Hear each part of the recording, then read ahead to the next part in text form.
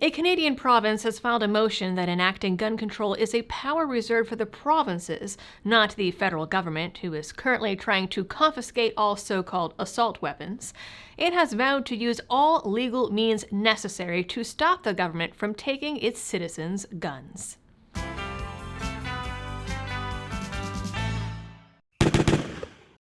Hello everyone and welcome back to the channel. I've been covering Canada's gun ban since it was made into law in 2020, along with the country's continually delayed effort to confiscate everything it deems an assault weapon, which is over 2,500 makes and models. The so-called buyback has been delayed year after year, with at one point, the government even throwing around the idea of having the Canadian Postal Service pick up the banned guns, because what could go wrong there?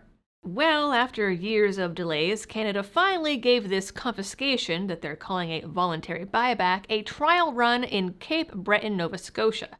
And note, this is not really voluntary, because if the government finds anyone possessing one of the banned guns, they face criminal charges. And mind you, they have a list of guns in any given area and who owns them. In this trial run, the government had a list of 200 so-called assault weapons and their owners. The government was confident that they would get those 200 guns and said, well, if not, they'd be having personal discussions with the owner, so they knew that turning them in was in their best interest. In the end, the police reported the government only got 10 to 20 guns over the course of the 6-week pilot. Go Canada. To top it off, the government is also delaying the promised compensation to gun stores who now can't sell the vast amount of their inventory. And now Alberta has announced that they will be using every legal power they can to stop the gun ban from hitting their province. But before I get into the details on that, this video is brought to you by the Attorneys on Retainer program by the Attorneys for Freedom. Just like the name says, the folks with the AOR are actual attorneys there to help you if you are ever involved in a self-defense incident.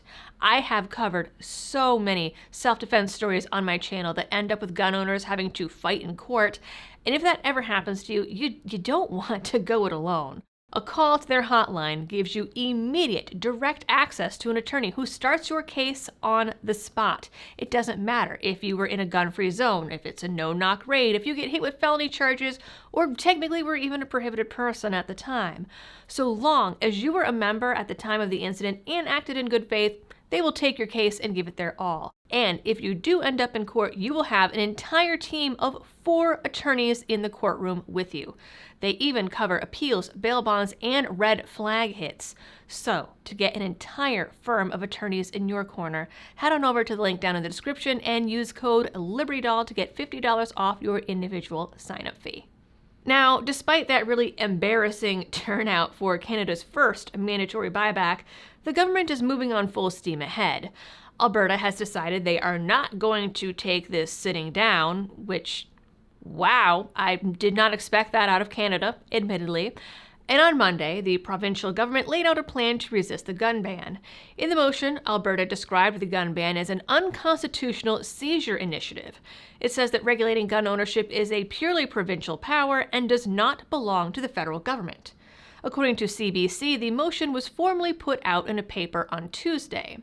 The Alberta government's new motion under the Alberta Sovereignty within a United Canada Act states that the Alberta Bill of Rights guarantees the right to acquire, keep, and use firearms, as well as the right not to have property taken without just compensation. The motion promises to use all legal means necessary to actively resist the federal initiative. Speaking at a news conference on Tuesday afternoon, Alberta's Justice Minister Mickey Amery said, "Turning previously legal firearms into prohibited ones does nothing to make our streets safer.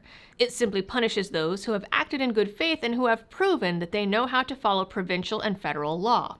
With this motion, we are unequivocally saying that our sympathies will lie with law-abiding Albertans. One's home is their castle. It is sacred. And in the worst-case scenario, Albertans should feel confident that they won't be thrown in jail for defending themselves and their loved ones." The proposed legislation sounds a lot like the Second Amendment sanctuary movement here in the US, where the motion would prevent any provincial government or entity from participating in the implementation or enforcement of the ban. This includes the Royal Canadian Police. It has proposed measures to oppose the ban by refusing to provide any resources to the federal government for enforcement or prosecution purposes. It also adds a section saying, the Attorney General has issued a directive to the Alberta Crown Prosecution Service that prosecution for the use of reasonable force to defend oneself and others in one's home will generally not be in the public interest. Which is still really polite. And just like the sanctuary movement here, the feds are saying it's political theater that has no teeth to it and says that it's dangerous to give citizens bad advice about self-defense. They also said that such theater is really hurting the citizens because it's preventing them from getting the money from the buyback program, which it sounds like people are choosing not to participate in anyway. The motion was also announced at the Conservative Party's annual convention over the weekend, where the premier told the audience, if criminals don't want to get shot, they shouldn't break into people's houses. As to whether or not the motion actually stops a buyback from happening in Alberta, we'll have to wait and see. I'll also be interested to see if other provinces join in on this, or if Alberta stands alone. Now, before I close out this video, remember that Gundy's voting starts this week and runs until the 15th. You can vote in each category every day, and there are some really great folks up for the awards. I myself got nominated for Influencer of the Year, so if you head on over to their site, make sure to take a stop on that category. And thanks again for nominating me. Just being nominated is a huge honor. So with that, you guys know the drill. For all of the algorithm things, please do them. And as always, thanks for tuning in. Stay safe out there and happy shooting.